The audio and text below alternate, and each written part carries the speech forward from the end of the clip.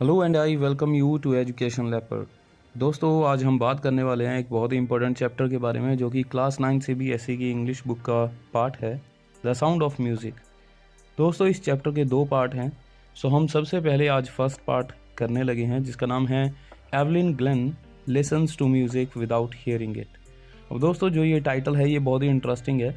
Reason being, जो Evelyn Glennie थे ये एक्चुअली एक डेफ गर्ल थी, लेकिन फिर भी ये म्यूजिशियंस बहुत ही अच्छे थे। सबसे पहले हम देखेंगे कि इस चैप्टर के राइटर कौन है। That is Deborah Cowley. So दोस्तों, Deborah was a freelance writer and broadcaster also. ये टोरंटो यानी कि कनाडा से हैं। वहीं पे इन्होंने अपनी यूनिवर्सिटी की पढ़ाई भी की है जहाँ से ये ग्रेजुएट हुए, और उसके बाद ये ओटावा में चले गए। ओटावा इज़ इन US, और वहाँ पे वो यूनिटेरियन सर्विस कमेटी के अंडर काम करने लगे। She also worked as a reporter for CBC radio. इन्होंने काफ़ी सारी डॉक्यूमेंट्रीज़ में भी काम किया है, और इनकी फर्स्ट जो गाइड बुक आई थी टू कायरो, ये आई थी 1940s के बारे में। सो इतनी इंट्रोडक्शन हमें राइटर के बारे में काफ़ी है। तो सबसे पहले राइटर के बाद हम बात करेंगे कि ये एवलिन ग्लेन हैं कौन। दोस्तों, Evelyn Glennie actually she was born in Methlick, जो कि पड़ता है एबरडीनशायर इन स्कॉटलैंड में। तो ये स्कॉटिश हैं, ये हम याद रखेंगे, जो कि बहुत ज़्यादा इंपॉर्टेंट है। हमें आगे चल के इसके बारे में काफ़ी कुछ जानने को मिलेगा कि एवलिन ग्लेन कैसे म्यूज़िक को सुनते थे, बजाय इसके कि वो बहरे भी थे, लेकिन वो म्यूज़िक को बहुत अच्छे से समझ सकते थे। अब दोस्तों, एवलिन ग्लेन क्या हैं, सबसे पहले आज हमने ये जानने की कोशिश करनी है कि करेंटली उनके बारे में क्या जाना जाता है और किस तरीके से दुनिया उनको जानती है। एवलिन ग्लेन एक मल्टी परक्यूशनिस्ट हैं। अब दोस्तों, मल्टी परक्यूशनिस्ट का मतलब क्या हुआ? बेसिकली जो म्यूजिशियंस होते हैं वो एक ख़ास किस्म के एक स्पेसिफिक म्यूजिशियन एक स्पेसिफिक तरह का कोई भी म्यूज़िक इंस्ट्रूमेंट प्ले करता है, लेकिन जो लोग 2 या 3 या उससे भी ज़्यादा म्यूज़िक इंस्ट्रूमेंट्स को प्ले कर पाते हैं वो परक्यूशनिस्ट कहलाते हैं। स्पेसिफिकली अगर हम देखें तो वेस्टर्न कल्चर के अंदर परक्यूजन, जो आपके सामने फ़ोटो में आप देख रहे हैं, जो ये इंस्ट्रूमेंट है बहुत काफ़ी बड़ा, जो हम नॉर्मली हम भी देखते हैं कि इसके साइज़ के ही छोटे इंस्ट्रूमेंट, सेम यही इंस्ट्रूमेंट छोटे साइज़ में हमें देखने को बड़ी आसानी से मिल जाता है। तो ये भी परक्यूशनिस्ट होते हैं जो स्पेसिफिकली इस इंस्ट्रूमेंट को भी बजाते हैं। Now she learned to feel music through her body instead of hearing it through the years.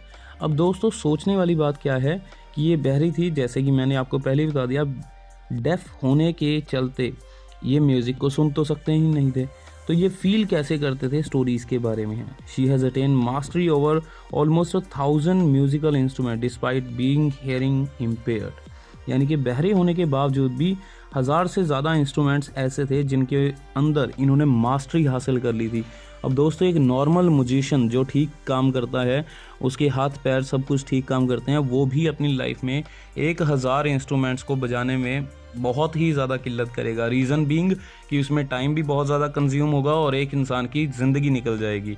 लेकिन आप सोच सकते हैं कि इन्होंने बहुत ही यंग एज से म्यूज़िक के लिए ही अपने जीवन को हमेशा के लिए न्यौछावर कर दिया था, और इतने ज़्यादा डेडिकेशन के चलते ये एक बहुत ही अच्छी परक्यूशनिस्ट बनी। अब डेबोरा कॉली लिखती हैं कि जब एवलिन 11 साल की थी, तब उस टाइम पे पता चला कि ये अपनी हियरिंग पावर को खो चुकी हैं, यानी कि ये अपनी सुनने की शक्ति को खो चुकी हैं due to gradual nerve damage. अब दोस्तों, नर्व डैमेज की यहाँ पे बात आती है, ये ग्रेजुअल नर्व डैमेज हुआ था इनको, ये कोई एक्सीडेंटल नर्व डैमेज नहीं था। एक्सीडेंटल नर्व डैमेज में यानी कि किसी के सिर में या कान पे चोट लगी और वो इंसान बहरा हो गया, लेकिन ग्रेजुअल नर्व डैमेज होता है किसी नस के दब जाने की वजह से या किसी भी और प्रॉब्लम की वजह से जो एकदम से ना हुई हो।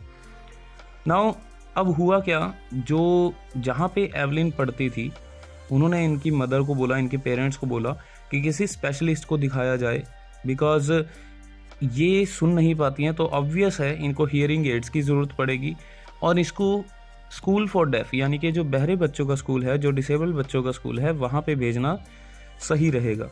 लेकिन एवलिन इसके विपरीत चलती थी। एवलिन डिटर्मिन थी कि मैं एक अच्छी और एक नॉर्मल ज़िंदगी जीऊँगी, नॉर्मल लोगों की तरह। और अपने म्यूज़िक के इंटरेस्ट को हमेशा कायम रखूँगी, हमेशा उसके पीछे रहूँगी। Although she was discovered by her teacher. Now discouraged क्यों किया गया? बाकी के सारे टीचर्स उसको डिस्करेज करते आए कि नहीं, ये बहरी है तो ये अच्छी म्यूजिशियन नहीं बन पाएगी, म्यूज़िक को सुने बिना आप कैसे म्यूजिशियन बन सकते हैं। बट जो इनकी पोटेंशियल थी, जो इनके अंदर की ताकत थी, जो अंदर की आग थी, वो एक इंसान ने देखी, जो इनके मास्टर परक्यूशनिस्ट थे, जिनका नाम था रॉन फॉब्स। आप फोटो में उनका चेहरा देख सकते हैं। रॉन फॉब्स एक बहुत ही मल्टी टैलेंटेड परक्यूशनिस्ट रहे हैं अपने टाइम के। He guided Evelyn to feel music some other way than to hear it through her years.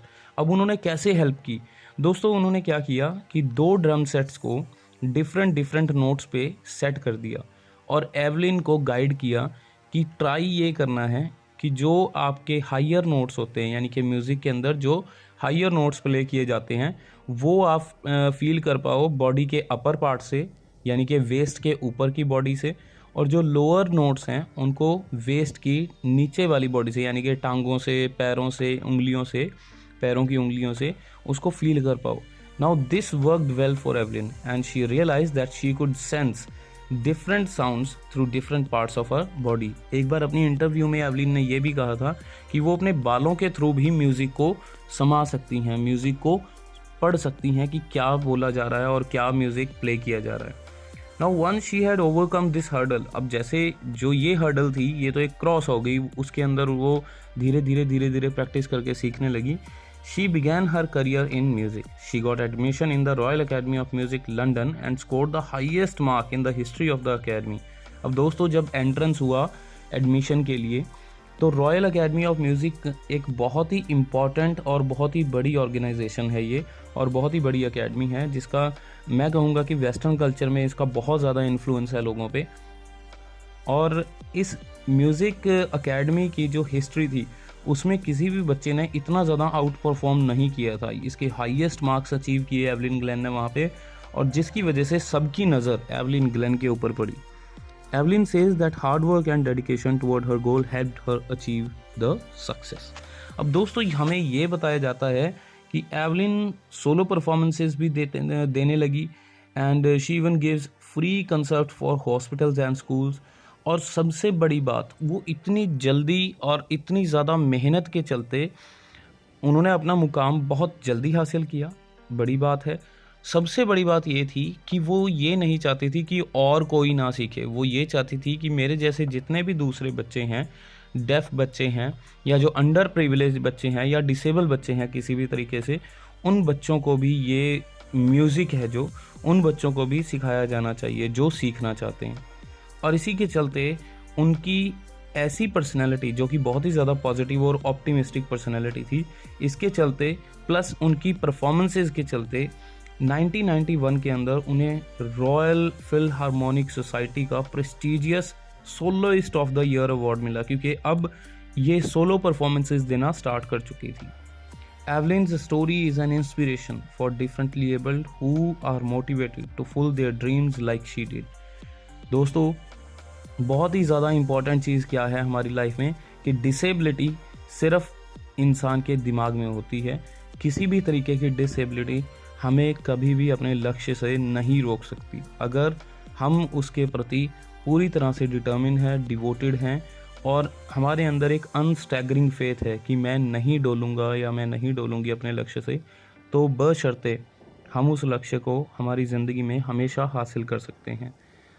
सो दोस्तों ये थी इस चैप्टर की एक्सप्लेनेशन जो बहुत ही ज़्यादा इम्पॉर्टेंट है हमारे लिए जानना और हमारी ज़िंदगी के अंदर इस चीज़ को अपनाना कि कभी भी कठिनाइयों के वजह से हमें अपने लक्ष्य से पीछे नहीं हटना चाहिए, हम प्रिपेयर होके अपने लक्ष्य की तरफ बढ़ते रहें।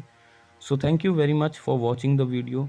अगर आपको ये वीडियो अच्छा लगा इसे लाइक कीजिए, शेयर कीजिए और प्यार के रूप में अपने कमेंट्स ज़रूर छोड़ के जाइएगा। Thank you very much. This is Deepak Verma signing off.